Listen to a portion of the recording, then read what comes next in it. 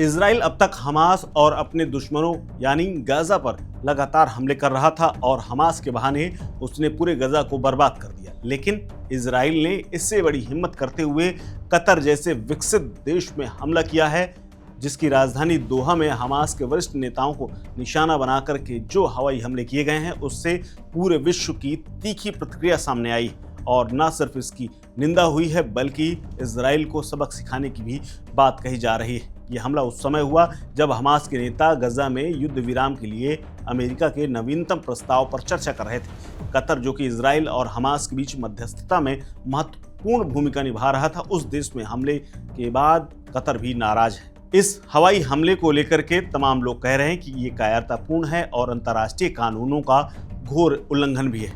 आपको बता दें, कतर के दोहा में हुए इस हवाई हमले की पूरी दुनिया में थूथ हो रही है और पूरी दुनिया से इसको लेकर के तीखी प्रतिक्रिया सामने आ रही है। कतर के विदेश मंत्रालय के प्रवक्ता माजिद अल अंसारी ने स्पष्ट कर दिया है और इस हमले की कड़ी निंदा की है। उन्होंने कहा कि यह हमला कायरतापूर्ण है, जो दोहा में हमास की राजनीतिक ब्यूरो के सदस्यों के आवासीय परिसरों को निशाना बना करके किया गया है। कतर के प्रधानमंत्री शेख मोहम्मद बिन अब्दुल रहमान अल थानी ने भी इसे राज्य आतंकवाद करार दिया है और कहा है कि कतर इस लापरवाह व्यवहार को कतई बर्दाश्त नहीं करेगा। कतर ने इस हमले के जवाब में कानूनी कार्रवाई शुरू करने के लिए कानूनी टीम गठित करने की घोषणा भी की है। इसके अलावा संयुक्त राज्य अमेरिका ने भी इसको लेकर के टिप्पणी की है। राष्ट्रपति डोनाल्ड ट्रंप ने इस हमले को दुर्भाग्यपूर्ण घटना बताया है और कहा है कि ये इजराइल या अमेरिका के हितों को आगे नहीं बढ़ाता है। इसमें कतर को एक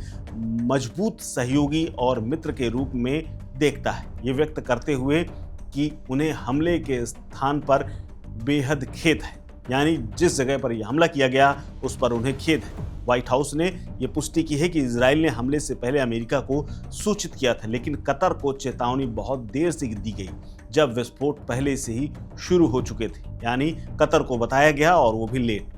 ट्रंप ने यह भी कहा कि वो हमास को खत्म करने के लिए जो भी लक्ष्य है उसका समर्थन करते हैं, लेकिन इस हमले के तरीके से वो बेहद नाखुश हैं। इसके अलावा यूएन ने भी इसकी भर्त्सना की है। महासचिव एंटोनियो गुटेरेस ने भी इस हमले को कतर की संप्रभुता और क्षेत्रीय अखंडता पर घोर उल्लंघन बताया है। उन्होंने सभी पक्षों से युद्ध विराम की दिशा में काम करने का आह्वान किया है और ये कहते हुए कि ये हमला शांति प्रयासों को खत्म करता है। गुटेरेस ने कतर की मध्यस्थता की भूमिका की तारीफ की है और इस हमले को क्षेत्रीय स्थिरता के लिए खतरा बताया है। इसके अलावा सऊदी अरब ने भी इस पर टिप्पणी की है। सऊदी अरब के विदेश मंत्रालय ने हमले को क्रूर इजरायली आक्रमण बताया है, इसकी निंदा की है। कतर के साथ एकजुटता दिखाई है और क्राउन प्रिंस मोहम्मद बिन सलमान ने कतर के अमीर शेख तमीम बिन हमद उल थानी के साथ फोन पर बातचीत करके समर्थन दिया है। इसके अलावा यूएई ने भी इस हमले को विश्वासघाती करार दिया है। कतर के साथ उन्होंने पूरी तरह से एकजुटता दिखाते हुए यूएई के राष्ट्रपति के राजनयिक सलाहकार अनवर गरगास ने यह कहा है कि अरब खाड़ी देशों की सुरक्षा अविभाज्य है और इसके लिए हम चिंतित हैं। तुर्की ने भी विदेश मंत्रालय की तरफ से विस्तारवादी नीतियों की निंदा की है और राज्य आतंकवाद के सबूत के तौर पर इस हमले को बताया है। उन्होंने कहा कि इजराइल नहीं चाहता कि शांति हो। इसके अलावा पाकिस्तान की भी प्रतिक्रिया आई है और शहबाज शरीफ ने हमले को गैर कानूनी और जघन्य बताया है और कहा है कि ये कतर की संप्रभुता का उल्लंघन किया गया है और वो फिलिस्तीन के लोगों के साथ खड़े हुए। अल्जीरिया से भी इस क्रूर हमले की निंदा की गई है और इस पर कहा गया है कि ये क्रूर इजरायली आक्रमण है। इसके अलावा पूर्ण रूप से इस निरपेक्ष एकजुटता को व्यक्त करते हुए उन्होंने चेतावनी दी है कि वो क्षेत्र को शांत रखने के लिए कुछ भी करने के लिए तैयार है। मिस्र की भी ऐसी ही प्रतिक्रिया सामने आई है। इस खबर में फिलहाल इतना ही। अपडेट्स के लिए बने रहिए वन इंडिया हिंदी के साथ। नमस्कार। Subscribe to One India and never miss an update.